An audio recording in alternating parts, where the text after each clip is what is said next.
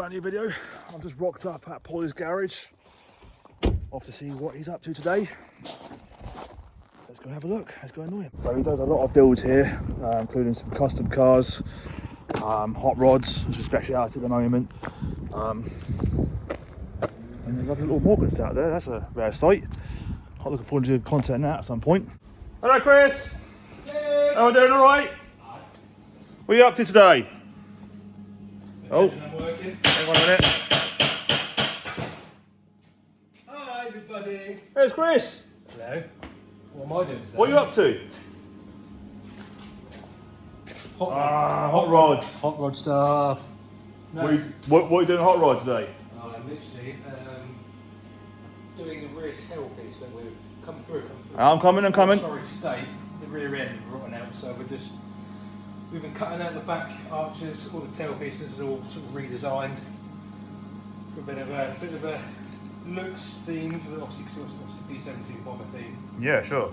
So we're rebuilding that, all the lips for the arches, extended because they're already tiny, so we've just extended a little bit more to give it a bit more chunky feel to it. So yeah, I've been banging away and welding today. So It's looking good so far, though. That tailpiece looks like a bit of a pain to do. How long does it take you to do that? a couple of days. It was very simple to be fair. It's just a couple of done it in sections. So we've done the main arch line, this piece here, this piece here, the main top slope. That was all separate, and then the end cap. So it was all separate pieces. All right, cool. At the moment, we're sort of rejoining it through. But I have shot myself in the foot a little bit. Have you patched that one? Well, this should have been probably dipped or blasted. Not blasted because it would have destroyed it, but certainly dipped because there's a lot of lead. Basically, in the 1930s, they didn't have filler, so they used lead. Right, okay. So they leaded it in. I don't know if anyone's ever welded over lead. You can get high as you like off of it, and you can't weld through lead. The good thing about it is because the type of build that we're doing, a rat rolled B17 bomber, these bombers were, blown to shit with bullets, and so it doesn't need to be perfect. So it's working out quite well for me. So I don't need to be really sort of anal with the work, and it still needs to look good. But with it dented in places, it doesn't matter. It's going to suit the character. It's going to suit the character. Yeah, so absolutely, it's a 100%. bit of a blessing in disguise, really. But no, today I'm literally just finishing off the welding. Because what we like to do, whatever panel we put in, we like to weld both sides. So when we go to flush it and do the metal work, we know the panel's then flushed. So it looks like this would be all one solid piece instead of going, oh look, there's a joint there. And don't really like adding filler into stuff like that. We leave that to the body shop. Oh, you try to make it as rustic as look as possible, but then obviously they're going to blend it all in, sort of thing. Yeah, no, I get that vibe. As I said, we all dig into the body shops around. We don't do filler here. Joking. We love you all, really. No, so that's what we're doing today. What's the bombs? What's the bombs? Yeah, they've got bombs on top of that. That's quite cool. Do you want me to show you the bombs? Yeah, show me the bombs, man. It's explosive. Is it? Yeah. Right, That'll be fine. Hang on, right, I think the bombs. Basically, because it's a B-17 bomber theme, we had to add stuff in there to look like a B-17. Now, I'm sure you'll probably add a caption somewhere or cut out what the bomb sound was, because annoyingly I haven't got it here. So this is what it would have looked like. Basically, we're setting up a whole rear wing. Let me just get the bits because it's so hard to explain. And obviously, you've just seen what it looked like the pictures. We'll get the bits. Also, we didn't want to. Man, he's just getting all the bits and pieces. Off he goes. Oh. This is all your big game wing, though, is it? Oh, okay. One big bit of metal. One big, if you can sort of picture it as. Is that going to be the big spoiler? Mate, that's going to be mad. Annoyingly, all the brackets and everything are on CAD at the minute, getting cut up. So hopefully in the next week or two, we're going to have all this, the brackets, the spoiler, all semi-mocked up out of alley. So that's going to be a big step. But now going back to the reason why is because obviously we need to incorporate it looking like a B-17 bomber. So the best thing to do is make custom fuel cells that sit on the back and make them look like bombs. That's gonna be cool. That's gonna be mad. We thought that. And when we build it out of cardboard, and obviously you guys have just seen that cut out of the picture where it looked like cardboard. It looks sick. Yeah. Oh, it's gonna be awesome when done as well. The downside is we originally had one. We estimated it being 20 litre. Now, 20 litres out of the engine that's going in it, we'll just start that thing. So we thought, You need to refill it every single time you start the vehicle up. Fucking hell, we're going to do that. So we thought Just have backups to the sides. we were going to have this. We were going to have 4 of these, 2 for the air ride system because I was going to originally put air on it. Oh, okay. Which I don't think I'm going to go down that route. So I didn't want fuel cells to be inside the car. I'm a speed freak. I'm a bit of a nut job, but having fuel inside the car, I smoke. Yeah. So anyway, we're gonna do a dual system. So these two will be obviously mounted up like that with a joining tube in between. So then what we'll do, we'll put 2 fuel sender units in both tanks. So we'll have tank 1, tank 2. That then goes back into the plane theme inside the cockpit.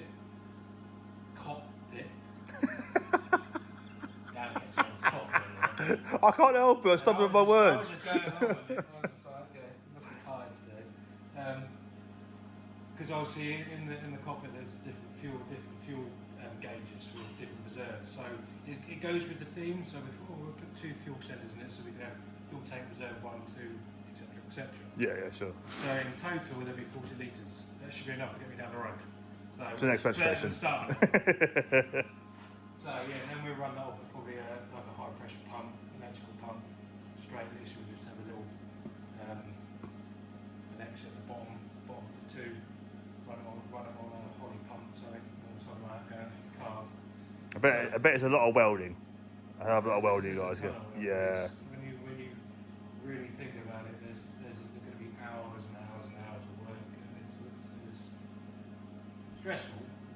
But that's the whole point of building something. You build it from scratch, and that's exactly what we do. So no one else is going to have this, just me. And the best thing is, it's my build, so I don't have to listen to anyone. So fuck you. So that's the thing. It's about what you want, isn't it? Yeah. No, that's the whole beauty about these builds. Yeah. So, it's what you want. Yeah. We've got the chassis coming back next week. That's going to be. Just been designed on CAD for pop and angler. So any of you 4 pop angler guys that need brand new chassis, we're actually going to be replicating them on a jig, so we can replicate them on customers. That'll be good. We're going to use that as a structure for it, and then obviously we design the suspension setup once I've decided what I want to do suspension wise. I've gone from airbag into independent to old-fashioned sort of leaf spring. I don't know what I want, but it's trying to keep it in so it looks like a hot rod, back what they've done in those times. Very trial and error, isn't it? Trial and error. Yeah, absolutely. Just what the car wants, really. I'm just sort of, car's screaming at me right now and going, what the fuck are you doing to me? Restore me, you're meant to be a restorer, not a resto mod guy. But actually, we do resto mods, so all you purists, I apologise now.